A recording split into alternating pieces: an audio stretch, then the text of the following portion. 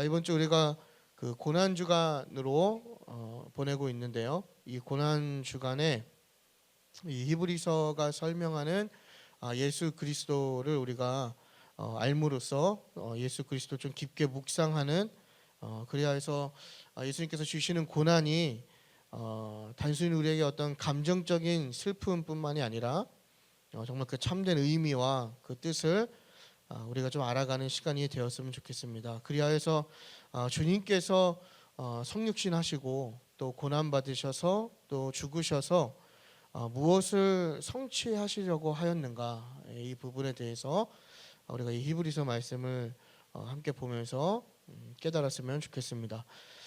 지난주 우리가 2장을 봤습니다. 근데 현재 저희는 이제 장별로 우리가 끊어서 보고 있지만 우리가 단락 구분과 조금 차이가 있는 것이죠. 하지만 우리가 2장 봤는데요. 2장에서 2장의 내용은 그것이죠. 큰 구원을 너희가 가볍게 여기지 말아라. 그렇게 가볍게 여길 때 그에 맞는 대가를 치르게 될 것이다. 이것을 이야기하면서 예수 그리스도께서 성육신 하셨고 우리와 같이 되셔서 또 대제사장으로서 우리의 죄를 대속하셨다. 그렇기 때문에 너희가 이제 그로 인하여서 거룩함을 입은 자가 되었다. 이것을 이야기하면서 그로 인하여서 우리가 이제 그리스도의 형제 자매가 되었다. 그렇기 때문에 형제 자매로서 또 하나님의 아들로서 너희가 그 유업, 그러니까 상속자가 되어서 함께 예수 그리스도가 받은 그 상속을 함께 받게 될 것이다. 이런 내용을 가지고 우리가 함께 말씀을 나눴습니다. 그래서 중요한 것은 그리스도께서 우리와 같이 되셔서, 그렇죠? 하나님이신 예수님께서 우리와 같이 되셔서 우리보다 먼저 그 고난과 수치를 받으셨다. 그렇기 때문에 그리스도는 충분히 우리의 연약함을 아시고 이해하시고 거기서 끝나는 것이 아니라 능히 도우시는 분이다. 그래서 이 예수 그리스도를 통하여서 그 영광의 나라, 그 약속의 땅이죠. 우리가 앞으로 마지막 때에 갈 그 영광의 나라로 인도하실 예수 그리스도를 붙잡자, 바라보자, 이런 내용으로 우리가 2장 말씀을 나누었습니다. 그래서 오늘 3장인데요. 3장은 그 2장에 이제 이어서, 이제 제가 히브리서를 처음 설교할 때 히브리서가 하나의 설교라고 말씀드리지 않았습니까? 그래서 계속해서 지금 그 설교가 이어지는 상황입니다.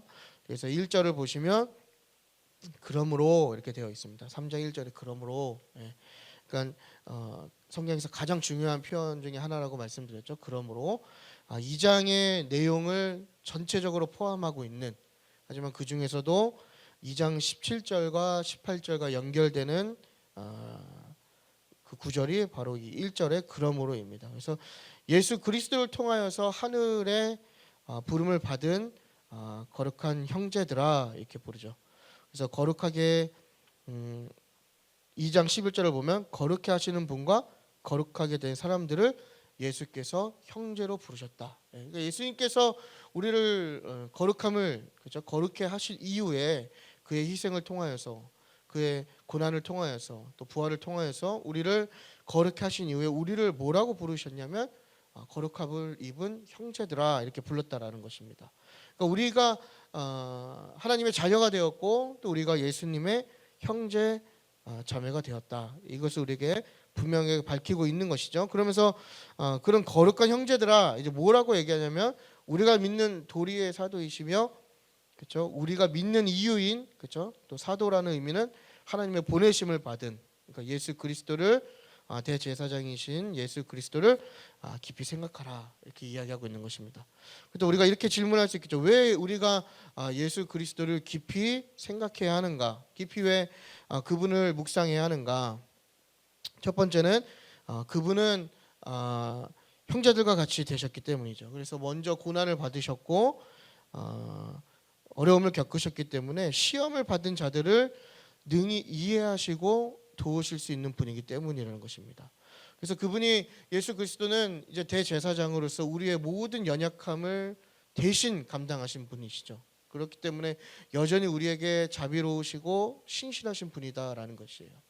그러니까 우리가 물론 구원을 받았지만 우리의 삶 가운데는 늘 여전히 연약함이 존재하죠. 그리고 우리의 전인적인 어떤 오염과 타락이 있고 우리는 죄인이란 말이죠. 사실 우리의 그러한 모습을 볼 때 하나님께서 우리를 뭐라고 생각하실까 이렇게 질문할 수 있을 것 같아요. 그렇죠? 하나님이 과연 우리의 모습을 보면서 구원받은 성도라고 백성이라고 얘기하는데 우리의 삶과 선택을 보면 너무나 형편이 없는 거예요. 그럼 우리의 그러한 연약함을 사단은 어떻게 공격합니까? 그러고도 네가 하나님의 자녀냐? 네가 그러고도 그리스도인이냐? 네가 어떻게 그런 죄를 가지고 하나님 앞에 나아갈 수 있겠느냐 이렇게 공격한단 말이죠. 근데 예수님께서 분명하게 말씀하시는 건 뭐냐면 그 모든 연약함을 그리스도께서 미리 먼저 우리와 동등한 입장에서 감당하셨다라는 거예요. 그러므로 우리가 고난에 있을 때 또 어려움에 있을 때 또 우리의 신앙이 흔들릴 때 예수 그리스도를 깊이 생각하면 우리를 충분히 완전히 이해하시는, 그렇죠? 그 어느도 우리를 이해할 수 없지만 우리를 완전히 이해하시는 예수님께서 우리를 동정하시고 우리를 긍휼히 여기시고 우리를 중보하신다. 그렇기 때문에 그런 분이 너희를 잡아주신다. 이걸 지금 이야기하는 겁니다. 그래서 우리가 주님께 고정되어야만 주님이 우리를 잡아주시는 것이죠. 이게 중요한 원리입니다. 주님이 아무리 우리를 잡아주고 싶으셔도 우리가 주님께 고정되지 않으면 2장 1절에서 이야기한 흘러 떠내려가는, 시험에 드는, 미혹당하는, 믿음을 저버리는, 배교하는 그러한 성도가 될 수 있다라는 것이죠. 그래서 우리가 한마디로 얘기하면 예수님께서는 믿음의 그 앵커시죠. 앵커. 그 바다에 가면은 그 이제 바다 깊은 곳에 앵커라고 있지 않습니까? 그래서 이 앵커에 우리가 로프를 연결하면 그 바다 가운데서도 우리가 떠내려가지 않는 것이죠. 그렇기 때문에 우리가 상호 잡을 필요가 있는 것입니다. 앵커는 우리를 고정시켜주지만 그 고정시켜주기 이전에 우리가 무엇을 먼저 해야 되냐면 우리가 먼저 그 앵커에 나아가서 연결해야 된다라는 것입니다. 그러니까 상호 잡아야 된다. 그러니까 예수 그리스도를 우리가 믿음으로 먼저 잡아야 된다. 그러니까 우리가 예수 그리스도가 우리의 믿음을 홀딩시켜 주시는 그 분이시다라는 것을 믿고 그분을 먼저 잡을 때 날마다 그분을 잡고 날마다 생각하고 깊이 묵상할 때 예수님께서 비로소 우리의 영혼을 함께 잡아주신다. 이걸 이야기하는 겁니다. 그러니까 그것을 할 수 있는 방법이 무엇이냐? 바로 예수 그리스도를 깊이 생각하는 것이다. 이걸 지금 히브리서 저자가 우리에게 이야기하는 거예요. 결국 우리의 신앙생활에 있어서 가장 중요한 것은 여러분 단 한 가지입니다. 결국 내 안에 예수 그리스도가 계신가라는 질문이 던져져야 되는 거예요. 그러니까 오늘 우리가 많이 믿음을 이야기하고 어떻게 보면 지금 뭐 고난주간도 지키고 또 찬양도 하고 뭐 열심히 하지 않습니까? 근데 정작 중요한 질문은 뭐냐면 그 안에 예수 그리스도가 계시냐라는 질문이에요. 과연 내 안에 예수님이 계시는가?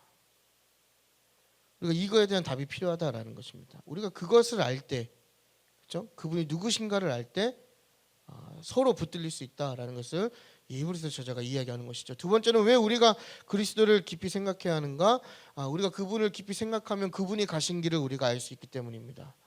예수님이 가신 길은 실패가 아니죠. 패배가 아니죠. 그러니까 우리 고난주간 역시 예수님이 고난 받으시고 또 잠시 낮아지셨지만 그게 끝이 아니다라는 것입니다. 지금 예수님은 어디에 계시죠?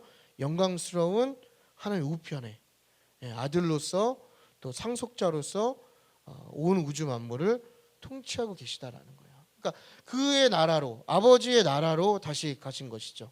그래서 제가 지난주 설교 때 또 1장 설교할 때 1장 6절에서 오이쿠메네, 앞으로 다가올 하나님의 나라, 그러니까 예수님께서 재림할 때 이 땅을 통치하시는 게 아니라 이미 십자가에서 부활하셔서 하나님 우편에 가셨을 때부터 이미 아들로서 상속자로서 이 땅을 통치하고 계시다라는 거예요. 이미 승리를 경험하신 분이시죠. 그러므로 그 아들의 형제 자매되는, 그렇죠? 우리 그리스도인들의 끝도 승리라는 것을 이 예수 그리스도의 삶을 통해서 깨달을 수 있게 된다라는 것입니다. 그러므로 우리가 예수님을 깊게 묵상해야 하는 것이죠. 내 삶이 어려울수록, 내 삶에 고난이 닥쳐올수록 우리에게 보여지는 상황과 지금 경험하는 것에 우리가 집중하고 몰입하는 것이 아니라 지금 이 순간은 반드시 지나간다.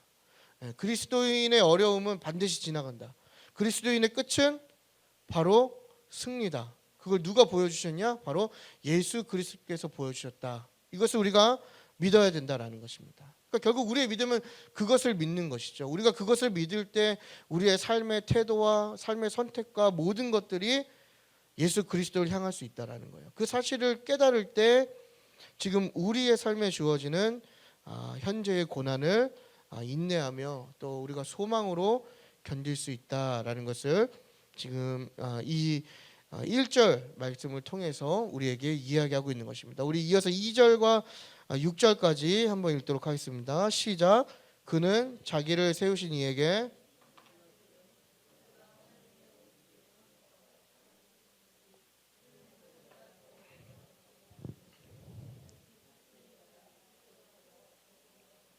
집마다 지은 이가 있으니 만물을 지으신 이는 하나님이시라. 또한 모세는 장래에 말할 것을 증언하기 위하여 하나님의 온 집에서 종으로서 신실하였고 그리스도는 하나님의 집을 맡은 아들로서 그와 같이 하셨으니 우리가 소망의 확신과 자랑을 끝까지 굳게 잡고 있으면 우리는 그의 집이라. 아멘.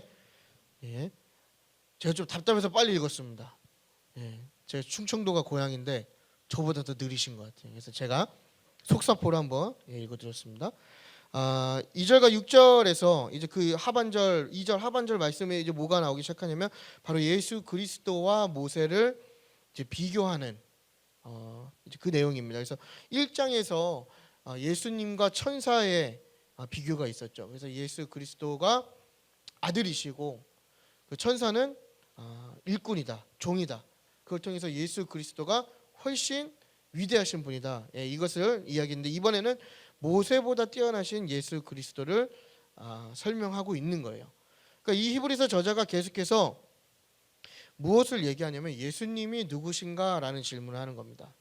예수님이 누구신가? 너희가 믿는, 너희가 영접한 예수 그리스도가 누구신가를 알아야 된다. 이걸 이야기하고 있는 거예요. 결국은 왜죠? 아는 만큼 믿을 수 있기 때문인 거예요. 그러니까 뛰어나신 예수 그리스도, 그 그리스도를 통해서 얻은 구원, 너희가 얻은 구원이 절대 헛된 것이 아니다. 값어치 없는 것이 아니다. 그것은 굉장히 큰 구원이다. 이것을 이야기하는 거예요. 동시에 너희가 믿는 예수 그리스도는 너희가 이전에 알고 있었던 어떤 천사나 모세보다 훨씬 우월하신 분이다. 이걸 얘기하는 거예요. 너희가 어떻게 이게 더 좋은 것, 더 큰 것, 더 위대한 것을 경험하였으면서 다시 너희에게 주어진 고난으로 인해서 그보다 못한 이전의 삶으로 돌아가려고 하느냐? 이걸 지금 질문하는 거예요. 그러니까 여러분 결국 우리의 믿음이 어디서 붙들리냐면 바로 예수 그리스도가 누군지 알아야 된다는 것이죠. 그러니까 제가 서두부터 계속 질문 드리는 게 뭐예요? 내 안에 예수가 있는가? 결국 이건 뭐예요? 나는 과연 예수를 아는가? 내가 예수를 아는 걸 우리가 무엇으로 증명할 수 있습니까? 나는 얼마나 예수님의 가르침대로 가고 있는가? 예수님이 원하시는 삶을 살고 있는가? 내가 예수님을 어떠한 시선으로 바라보느냐? 이걸 이야기하는 거예요. 요즘은 이제 개인적인 묵상이지만 우리가 예수님을 이렇게 제가 이렇게 보면은 요즘에는 많은 그리스도인들이 예수님을 어떤 그 사복음서에 나오는 그 시대 사람들처럼 어떤 치료자, 그렇죠? 어떤 아니면 어떤 율법 교사 정도, 그러니까 훌륭한 한 랍비 정도로만 생각하는 그리스도인이 너무 많은 게 아닌가 이런 생각 좀 해봐요. 그래서 단순히 어떤 우리의 삶의 어떤 문제와 또 내가 해결할 수 없는 것을 해결해 주실 수 있는, 당시에는 그게 이제 병이라는 것으로 나타난 것이죠. 그런 병을 고쳐주시는 단순히 예수님으로만 이해하는 것이 아닌가, 혹은 어떤 세상의 강연처럼 정말 나에게 어떤 큰 깨우침을 줄 수 있는, 어떤 감동을 줄 수 있는 그러한 분으로 랍비로만 생각하는 것이 아닌가 이런 생각을 좀 해봐요. 그렇기 때문에 우리가 하는 선택이나 또 어떤 우리의 삶의 방향성이나 우리가 구하는 것들의 내용을 잘 살펴보면요, 우리는 다 그 수준에만 있다라는 거예요. 여러분 확실한 건 예수님은 우리의 구주십니다. 그게 가장 핵심이에요. 예수님은 우리의 구주시에요. 예수님이 우리의 구주가 되는 그 가치가 정말 우리에게 의미 있는 가치가 되려면 내가 죄인임을 깨달아야 되는 거거든요. 내가 죄인이고 내가 죽을 수밖에 없는 존재임을 깨달아야 예수 그리스도의 그 구원이 나에게 정말 필요하다라는 그 이론이 성립되는 것이죠. 근데 우리는 나의 죄인됨을 고백하지 않아요. 나의 죄인됨을 깨닫지 않아요. 그저 어떤 감동적인 가르침이나 어떤 나의 문제만을 해결해 주시는 분으로 예수님을 정의한다라는 거예요. 우리는 예수님을 잘 모르는 것이죠. 과연 우리 안에 예수님이 있냐라는 질문했을 때, 내가 과연 예수님을 아냐고 질문했을 때 우리는 예수님을 단지 그렇게만 설명할 수 있다라는 거예요. 예수님 그보다 훨씬 뛰어나신 분이죠.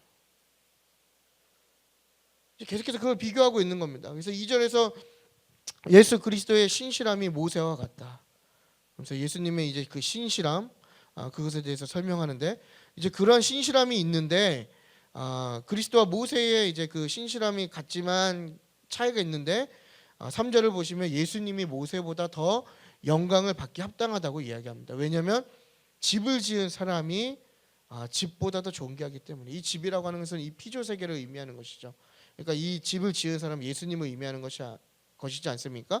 4절을 보면 집을 지은 사람이 있는데 그 사람이 누구냐면 바로 창조자 하나님이시다. 이 얘기가 뭐냐면 이제 예수님께서 이 창조 사역에 동참하신 걸 이야기하면서, 그러므로 예수님께서는 집을 지은 사람으로서 모세보다 더 귀하신 분이다라는 것을 계속해서 밝히고 있습니다. 동시에 예수님의 신성, 하나님이신 예수님, 동시에 완전한 인간이신 예수님을 설명하고 있는 것이죠. 근데 반대로 모세는 피조물에 불과하다, 이렇게 지금 설명하고 있는 것입니다. 그래서 5절을 보면 모세는 이제 계속해서 비교가 되는 것입니다. 모세는 하나님의 말씀을 증언하기 위해서 하나님의 일꾼으로서 신실하였지만 예수님은 그런 일꾼으로서 신실하신 게 아니라 바로 집을 맡은 아들로서 신실하였다. 그래서 모세는 종이다라는 것을 명확하게 얘기하는 것이죠. 이 종에게는 상속권이 없는 것이죠. 이 상속권이라고 하는 것은 바로 아들에게만 주어지는, 그러지 않습니까? 지금은 종이 없는 시대긴 하지만 우리 예를 들면 조선 시대에 종놈에게, 이렇게 표현하면 죄송하지만 종놈에게 재산이 물려지진 않죠. 다 아들에게. 사실 따지고 보면 오늘날도 좀 비관적으로 얘기하면 대기업 총수들은 주인이고 밑에서 일하는 저희는 종놈 아닙니까? 이렇게 우리 젊은 청년들이 많이 비유하는데 우리에게는 아무런 상속이 있지 않아요. 다 그 총수들은 그 아들 딸들에게, 그죠? 똑같은 원리인 것이죠. 그래서 아들은 다르다라는 거예요. 그 종이랑 온 우주 만물이 그 앞에 엎드리게 될 것이고 그 아들이 그것을 다스리게 될 것이다. 그럼 왜 이렇게 비교를 하느냐? 그 전에 이제 6장 하반절을 보시면 이 모세와 예수 그리스도를 비교하면서 그 믿음을 끝까지 붙잡으라고 얘기합니다. 왜냐하면 그 믿음을 잡을 때 너희가 예수 그리스도의 집이 된다. 이 집이라고 하는 것이 이제 식구라고도 이렇게 아무튼 그게 트랜스가 되거든요. 그러니까 예수 그리스도의 식구가 된다, 가족이 된다. 너희가 예수님을 붙잡으면 형제 자매 가족이 된다. 이것을 지금 이야기하고 있는 것입니다. 그러면서 이 모세와 예수 그리스도의 계속되는 비교가 일어나는데, 모세는 이스라엘 백성을 그 약속의 땅으로 인도하지 못했다라는 거예요. 실패했다라는 것이죠. 그러나 예수님은 우리를 약속의 땅으로 인도하시기 부족함이 없으시다. 이걸 지금 밝히고 있는 것입니다. 왜냐하면 그분은 종이 아니라 하나님의 아들이기 때문에. 그렇기 때문에 이 아들을 너희가 붙잡고 있으면 2장 10절에서 말하는 것 같이 너희가 영광에 이르게 될 것이다, 이걸 이야기하는 거예요. 너희에게 어떠한 고난이 오고 어떠한 어려움이 있고 또 배교하고 싶은 마음이 들고 하나님을 저버리고 싶은, 예수님을 저버리고 싶고 또 이전의 삶으로 돌아가고 싶은 그 마음이 있을 때 모세는 실패했지만 너희를 그 약속의 땅 영광의 나라로 인도하실 예수 그리스도를 붙잡아라. 그러면 너희는 실패하지 않는다. 이거 지금 히브리서 저자가 이야기하고 있는 것입니다. 그러니까 우리의 관점에서는 제가 지금 말씀드리는 것을 무슨 소리 하나 이렇게 또 이해하실 수도 있지만 사실 이게 유대인의 관점에서는 굉장히 파격적인 이야기거든요. 유대인의 입장에서 우리가 이걸 바라봐야 된다는 거예요. 그러니까 우리가 유대인으로서 정말 우리에게 뛰어난 그 선지자 모세가, 그죠? 그 모세는 실패했다라고 지금 얘기하는 거예요. 너희가 그 약속의 땅에 들어가지 못하지 않았느냐? 이 예수가 너희를 약속의 땅으로 인도할 것이다. 이걸 지금 이야기하는 거예요. 그래서 너희가 흔들리는 이유가 무엇이냐? 아직 약속의 땅에 이르지 못했기 때문이다. 그러니 이 약속의 땅에 이를 때까지 그 아들 예수 그리스도를 붙잡아라. 이거 지금 이야기하고 있는 거예요. 그러니까 우리는 뭐 그냥 듣던 얘기구나, 혹은 뭐 그렇게 할 수도 있지, 이렇게 이해할 수 있지만 당시 이 유대인의 그리스도인의 입장에서는 너무나 놀라운 사실이었던 거죠. 너무 충격인데? 약간 이렇게. 그러니까 우리가 고난 주간을 이 말씀에 밑에서 우리가 어떻게 바라볼까? 결국 내 구주 예수님이라는 것이죠. 그러니까 예수님의 고난이 조금 안타깝고, 또 우리가 어느 순간 항상 예수님의 고난을 얘기하면 패션 오브 크라이스트 영화를 보면서 우리가 좀 많이 감성적으로 그것을 좀 이해하지만, 사실 그 모든 과정이 조금 승리의 관점에서 보면 메시아 되심을 보여주는 것이죠. 그러니까 예수님이 죄에 대한 대가로 그 고난을 받으신 거잖아요. 그러니까 헛된 죽음이 아니다라는 거예요. 또 그 죽음이 있으셨기에 부활의 의미가 있는 것이죠. 죽으셨기 때문에 부활의 의미가 있는 거예요. 죽지 않으셨으면, 또 우리의 죄 때문에, 저와 여러분의 나의 죄 때문에 고난을 받지 않으셨으면 아무런 의미가 없는 것이라는 것이죠. 근데 분명한 것은 뭐냐면 저와 여러분의 죄 때문에 그 고난을 받으셨다라는 거예요. 그리고 죽으셨고 부활하셨기 때문에 예수님의 이 고난이 의미가 있다는 것이죠. 참된 메시아임을 증명하신 거예요. 그 무엇도 우리의 죄를 사할 수 없고, 그 무엇도 저와 여러분을 구원할 수 없는 것인데, 바로 예수님의 이 고난과 십자가에 달려 죽으심이, 또 부활하심이 저와 여러분을 거룩하게 함을 입은 자로 만들었고, 그 결과 우리가 이 아들과 함께 형제 자매가 되어서 바로 그 약속의 땅 영광의 나라로 갈 수 있게 되었다라는 것입니다. 그러니까 고난 주간이 마냥 우리가 맨날 무슨 장례식장에 있는 것처럼, 우리 실패의 종교가 아닙니다, 여러분. 동의하시죠? 무하마드, 그죠? 또 알라, 부처, 또 이만희 아직 안 죽었죠. 아무튼 곧 죽을 거니까 이만희, 여타 많은 세대적인 메시아들이라고 자칭하는 사람들 다 죽었지만요, 예수님 살아계십니다. 그게 우리가 바로 영광의 나라로 갈 수 있는 증거 아니겠습니까? 그러니까 슬픔이 아닌 거예요. 우리가 승리의 관점에서 보면 실패가 아닌 거죠. 물론 안타까움은 있죠. 이번 주에 최정현 선생님께서 어서 왔대 그 헐트 쇼크 오는, 그죠? 얼마나 고난이 강력했는가, 그걸 영상으로 얘기했지만 그거는 일부분이지만 정말 우리가 승리의 관점에서 보면 굉장히 대단한 사역을 하시고 의미 있는 사역을 했다라는 것입니다. 그래서 우리가 이 고난 주간을 어떻게 보낼 것이냐, 예수를 더 깊이 묵상하고 또 우리가 예수님을 소망으로 바라보는 믿음의 시간이 되어야 한다라는 것입니다. 그래서 결국 이 예수님께서 예수님을 붙잡을 때 우리가 형제자매가 된다라는 거, 이게 당시 그 고난 가운데 있는 성도들에게 굉장히 큰 소망이 되겠죠. 그래서 이 히브리서 저자가 이야기하는 게 뭐냐면, 그 고난 가운데 있는 성도들에게 거룩하게 되라, 이걸 요구하지 않는다라는 거예요. 6절을 우리가 잘 읽어보시면요, 6절에 너희가 거룩하게 되라, 아니면 너희가 믿음이 완전해져라, 이런 걸 요구하는 게 아니에요. 6절에 뭘 얘기하냐면, 너희가 그런 고난 가운데 있겠지만 그것을 끝까지 굳게 붙잡아라, 이렇게 얘기하는 거예요. 얼마나 은혜입니까, 여러분? 저와 여러분의 삶이 정말 엉망이고 또 정말 괴로운 가운데 이렇게 살고 있을 때 하나님이 우리를 막 채찍질 하시면서, 야, 그래도 더 똑바로 믿어야지, 너 그렇게 믿으면 안 돼, 이렇게 말씀하시는 게 아니라 그 모습이라도 처절하지만 끝까지 놓지 말고 붙잡으라고 얘기하시는 거예요. 굉장한 위로인 것이죠. 내가 지금 하나님 앞에 정말 떳떳하지 않아도, 내가 하나님 앞에 정말 부끄러운 모습이고 내 마음이 갈등하고 있고 또 이전과 같지 않은 나의 신앙의 상태이지만, 그런 걸 하나님께서 책망하시는 것이 아니라 그렇게라도 붙잡고 있어라, 이걸 이야기하시는 거예요.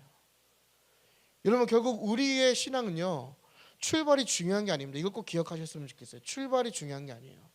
출발은 아무런 도움이 되지 않습니다.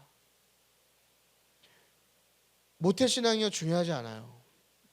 내가 예수님을 몇 년 믿었는지 중요하지 않아요. 내가 과거 5년 10년 전에 내가 예수님을 얼마나 사랑했는지 중요하지 않아요. 그런 출발은 아무런 도움이 되지 않아요. 우리에게 중요한 건 뭐냐면 끝을 봐야 되는 거예요.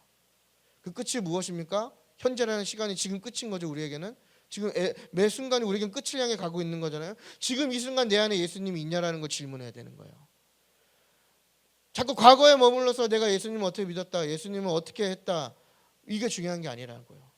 지금 내가 내 안에 예수님이 거하고 있는가, 나는 예수님을 붙들고 있는가, 나는 예수님을 알고 있는가, 나는 지금 예수님을 바라보고 있는가, 내 믿음이 지금 예수님을 끝까지 붙들고 있는가, 이게 중요한 거라고요.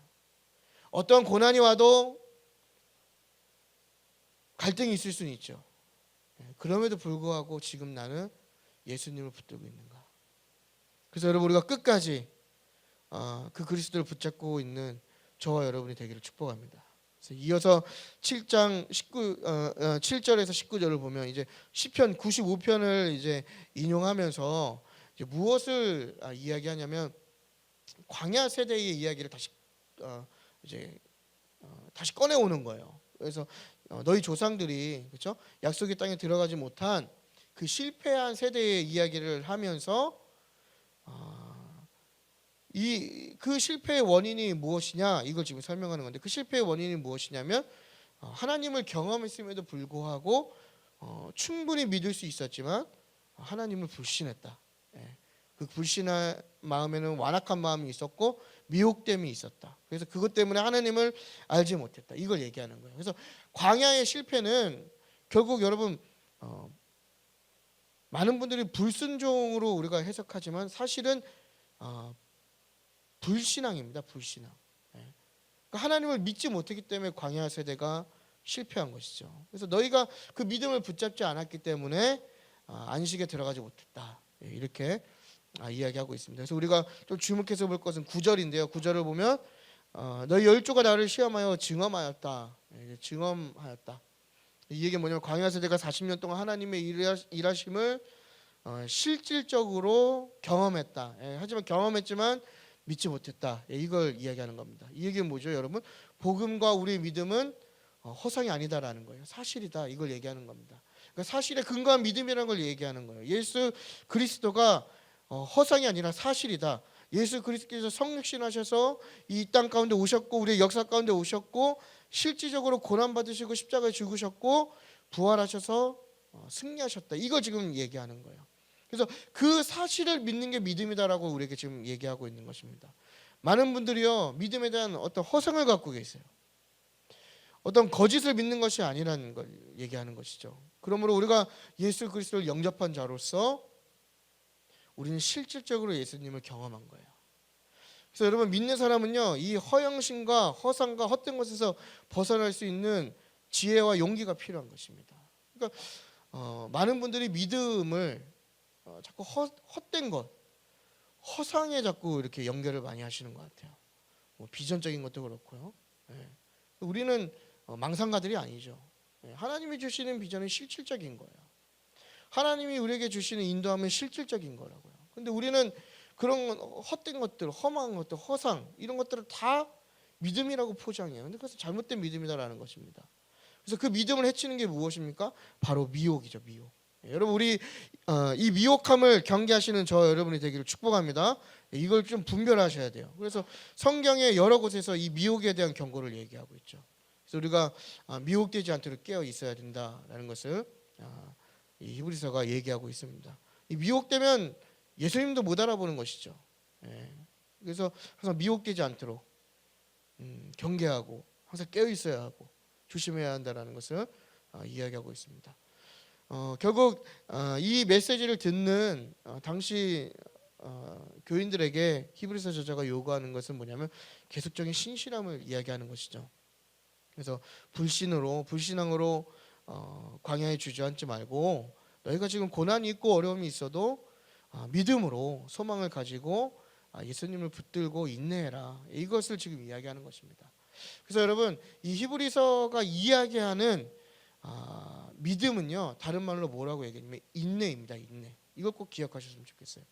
그래서 고난 가운데에서도 지금은 고난이지만 또 이 고난이 정말 영원할 것 같지만 그럼에도 불구하고 우리를 약속의 땅으로 인도하실 그리스도를 바라보며 인내하는 것, 이것이 지금 우리에게 요구되는 것이죠. 그러니까 오늘날 성도들도 마찬가지로 우리가 다 지금에 굉장히 우리는 집중하고 있잖아요. 그죠? 지금을 바라보고 마치 지금까지 살아온 내 인생이 전부인 것만 해석하고 우리에게는 지금이 굉장히 중요하죠. 그래서 예를 들면 뭐 어제까지 행복했어도 오늘 괴로우면 그 인생이 괴로운 인생인 거예요.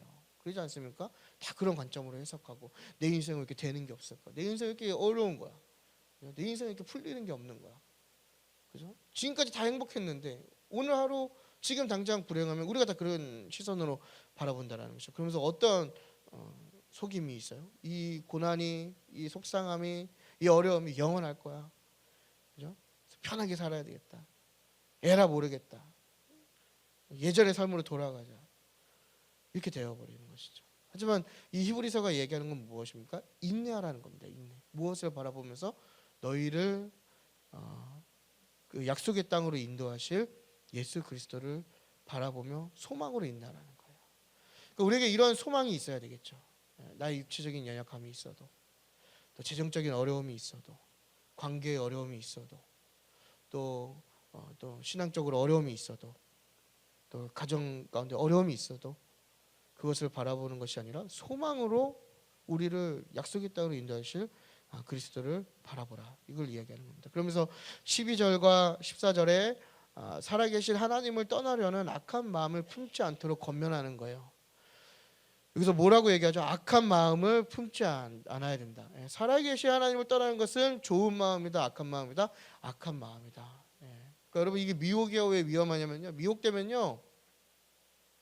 결국 미혹이라는 것이요. 굳이 그것을 찾아보면 창세기에 나오지 않습니까? 그러니까 아담과 하와가 하나님을 바라보는 그 시선을 바로 이 사단이 뱀을 통해서 가르치는 것이죠. 미혹되면 이러한 결과가 있는 것이거든요. 결국 하나님을 떠나게 되는 거예요. 그러니까 여기서 얘기하는 게 뭡니까? 하나님을 떠나려는 그 악한 마음을 품지 말아라. 그러면서 13절을 보면 죄의 속임수로 너희의 마음이 완고해지지 않도록 서로를 격려하라.